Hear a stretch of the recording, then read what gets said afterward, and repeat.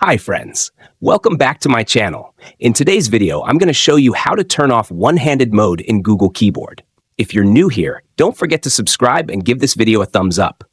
Now, let's dive in. Step 1. First, unlock your Nothing phone and open the Settings application to find the Home Settings menu. Step 2. Now scroll down and locate the System option.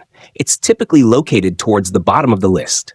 Tap on System to open the next set of options. This section controls a variety of settings on your device, including language preferences, keyboard settings, and more. Step 3. Next, locate the keyboard options. Tap on it and then tap the on-screen keyboard. Step 4. Now locate the Preferences option. Tap on it.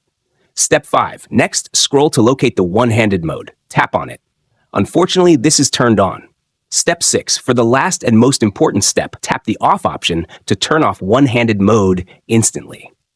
If you found this tutorial helpful, don't forget to give it a thumbs up and subscribe to my channel for more great tips. Thanks for watching.